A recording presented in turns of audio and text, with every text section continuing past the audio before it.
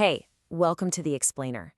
Today, we're going to pull back the curtain on something that's, kind of invisible but shapes almost everything you do: international economics.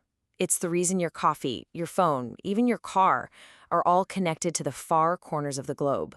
Let's get into it. I mean, really, have you ever just stopped and thought about it? Why are these everyday items that we totally rely on almost always a product of the entire world?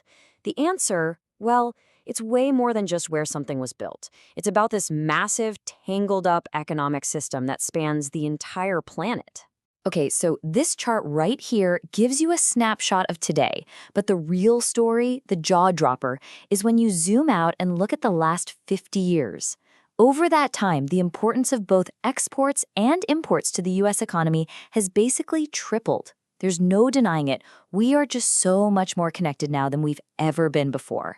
So, that incredible growth, that connection, leads us right into our first big idea. Just trying to get our heads around the sheer scale of today's global marketplace. And look, it is absolutely not an exaggeration to say that economies are not islands anymore. They just aren't. They're all woven together through this constant flow of goods, money, and investments. Something that happens in one country can send ripples, huge ripples, thousands of miles away. Let that sink in for a second. 3 times more integrated in just a few decades. The pace of this change is just staggering, really. All right, so if we're trading this much more, there's got to be a pretty good reason for it, right? Of course there is. And that brings us to one of probably the most fundamental idea in all of economics: the gains from trade. And this isn't some small detail. This is the absolute core principle. This idea that countries trading with each other almost always ends up being a good thing for both of them, well, that's the foundation this whole field is built on. So how does this actually work in the real world? Well, for starters, anytime you have a voluntary exchange, both the buyer and the seller have to be better off. Otherwise, why would they do it? Simple as that. But it also lets countries specialize in what they're really, really good at and just trade for everything else. Think about it. Norwegians can enjoy oranges, right? Something they'd have a pretty tough time growing at home. Plus, when you specialize, you can produce on a much larger scale, which usually means more efficiently. It's basically a win-win. Okay, and there's always a but, right? Like most things in life, it's not quite that simple. Even if the country as a whole comes out ahead, those gains aren't always shared equally. So let's dig into who wins and who might get left behind. And this is really the million-dollar question, the one that makes everything so complicated. If a country's entire economy grows because of trade, does that mean everyone's life gets better? Does it lift all boats? Well, the answer, unfortunately, is often no. And this right here, this lays out that central conflict perfectly. On one hand, for the nation as a whole, trade means things like lower prices and more choices for you and me when we go shopping. But on the other hand, for specific groups, like maybe workers in a factory that now has to compete with cheaper stuff from overseas, it can mean losing your job. It can be a real hardship. And this conflict, this tension, is right at the heart of pretty much every debate we have about trade. And because of those tough impacts on certain groups, governments often feel like they have to step in.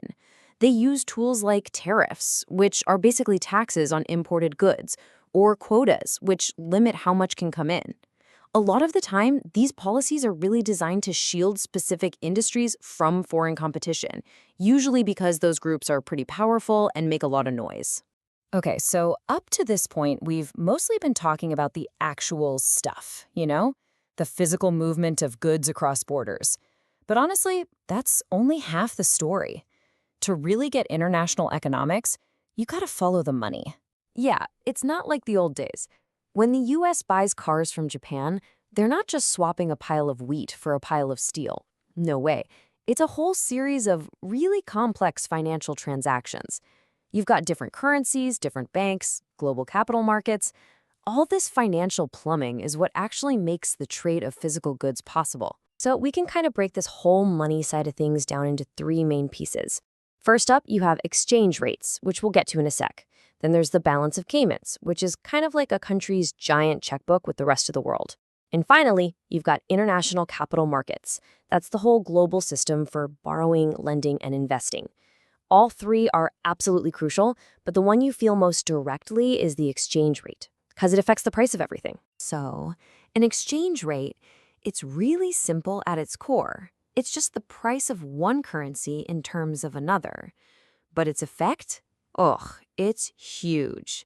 A small shift can suddenly make all foreign goods a lot cheaper for us, or it can make everything we sell way more expensive for everyone else. It's this incredibly powerful lever that directly controls the flow of trade. All right, let's bring this all home.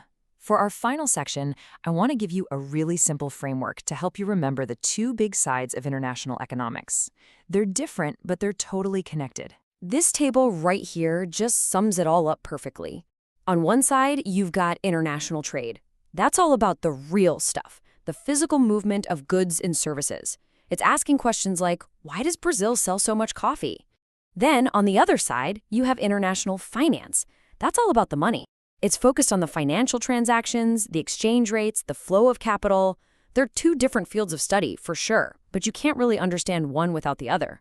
And that really leaves us with one last big thought to chew on. We've seen how trade has literally tripled in importance, how finance ties us all together in this global web, and how all of this creates these really complex debates. So the question I want to leave you with is this. In a world that's this connected, can any economy truly, really stand alone anymore?